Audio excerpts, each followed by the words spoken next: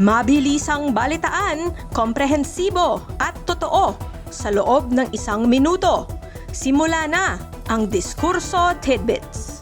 Planong iupo si Loren Legarda bilang kauna-unahang babaeng Senate President na buwag ng dahil kay Rodante Marcoleta. Ayaw kasi siyang pabalikin ng mga senador bilang chairman ng Blue Ribbon Committee. Ikaw, type mo bang pabalikin si Marcoleta? Governor Baricuatro ng Cebu nakatanggap ng death threats dahil sa umano'y pagkakasangkot sa suspensyon ni Mayor Ming Lanilla. Handang pumatay alang-alang lang sa public service? Pos, kinundina ang viral video ng umano'y training ng isang kabayo sa Misamis Oriental.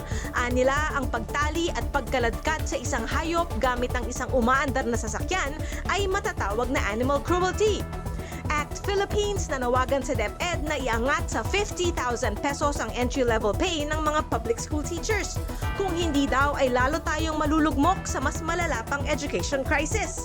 Balitang mabilis, komprehensibo at totoo. Yan ang Diskurso Tidbits.